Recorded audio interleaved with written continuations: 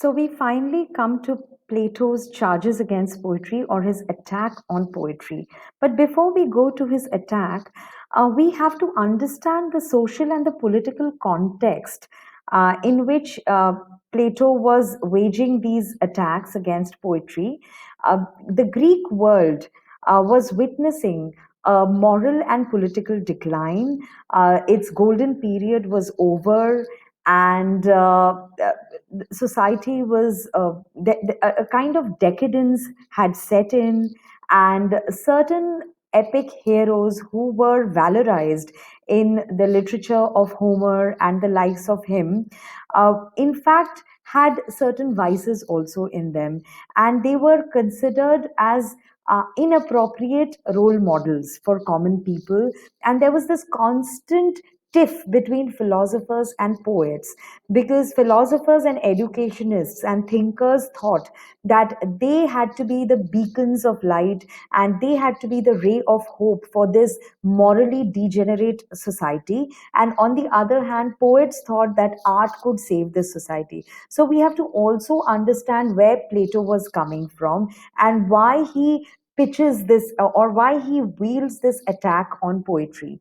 So Plato's first charge is that poetry is immoral as it panders to common and popular taste, because obviously poetry enjoys some kind of patronage, right? It has patrons, it has people who want to push it because it was the only means of entertainment back then. So sometimes poetry compromises on its truth and on its values, and it just caters to people who are to commoners, and who have to popular taste. Sometimes it compromises on true ethics and values, and in the process poetry ends up glorifying pleasant vices and weaknesses, so things that should be condemned, things that should be projected in an unfavorable light. For example, there's a hero and he has a weak moment. That moment is valorized, that moment is celebrated and glorified, and that sends a wrong message to viewers or readers. That's Plato's concern.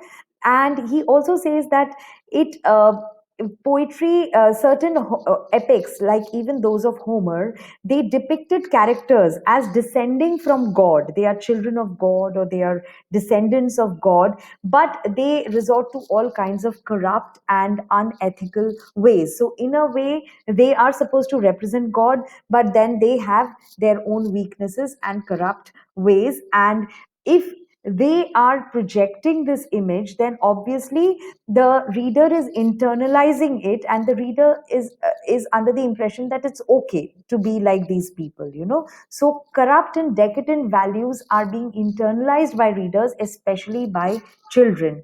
And he says poetry may have its hidden meaning, it could have a central theme, it could have an implied underlying meaning, but that meaning is incomprehensible, especially if the reader is a child. They are only going to look at the superficial reality, the surface reality, what is explicit, what is present on the surface. Then he also says that the imitative nature encourages people to identify with fictitious, imaginative characters, and even the weaknesses of these characters, right? Because poetry by nature is imitative. And again, like painting, the previous accusation which we saw on painting, he says poetry also is unintellectual because it does not raise questions like philosophy. It is superficial, it just touches the surface, it just portrays people as they are. And poetry is also utilitarian because, like I said, it enjoys popular patronage. It does the bidding of what rich and powerful people want. And therefore, he concludes that philosophy and not poetry is more appropriate to educate. So that's his whole line of argument throughout. How philosophy is better than poetry.